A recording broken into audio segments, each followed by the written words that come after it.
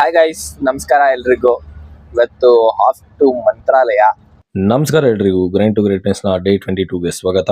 ಮಂತ್ರಾಲಯಕ್ಕೆ ಬಂದು ರೂಮ್ ಮಾಡಿ ಫ್ರೆಶ್ ಅಪ್ ಆದ್ರಿ. ಫ್ರೆಶ್ ಅಪ್ ಆಗಿದ ತಕ್ಷಣ ಸೀದಾ ಹೊರಟಿದ್ದ ರಾಯರ್ ಸನ್ನಿಧಾನಕ್ಕೆ ಹೋಗಿದ ತಕ್ಷಣ ಗೊತ್ತಲ್ವಾ, ಕ್ಯೂ ಉದ್ದಾನೆ ಇತ್ತು. ಮೊದ್ಲು ಮಂಚಾಲಮ್ಮನ್ ದರ್ಶನ ಮಾಡಿ ನಂತರ ಕ್ಯೂ ಅಲ್ಲಿ ನಿಂತ್ಕೊಂಡ್ರಿ.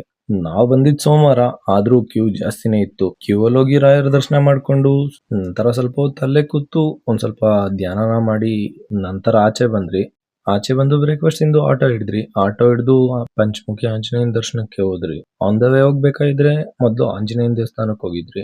ನಂತರ ಪಂಚಮುಖಿ ಆಂಜನೇಯ ದರ್ಶನ ಮಾಡ್ಬಿಟ್ಟು ಹಿಂದೆನೆ ಇರೋ ಲಕ್ಷ್ಮೀ ದೇವಿ ದರ್ಶನ ಮಾಡಿದ್ರಿ. ನಂತರ ಆಟೋ ಹೋಗಿ ಬೃಂದಾವನಕ್ಕೆ ತೆರಳಿದ್ರಿ.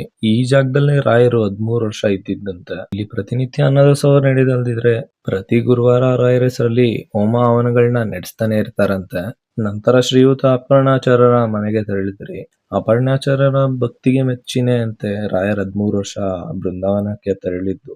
ಇದೆಲ್ಲಾ ನೋಡಿ ನಂತರ ಹೊರಟಿದ್ದೆ ರೂಮ್ ಬನ್ನಿ. ನಂತರ ಸ್ವಲ್ಪ ರೆಸ್ಟ್ ಮಾಡಿ ಕೊನೆ ಬಾರಿ ರಾಯರ್ ಸನ್ನಿಧಾನಕ್ಕೆ ಹೋಗ್ಬಿಟ್ಟು ನಮಸ್ಕಾರ ಮಾಡ್ಕೊಂಡು ಸೀದಾ ಮನೆ ಕಡೆ ಹೊರಟ್ರಿ. ಇವತ್ತಿಗಿಷ್ಟೇ, ಮತ್ತೆ ಸಿಗುವ, ಬಾಯ್.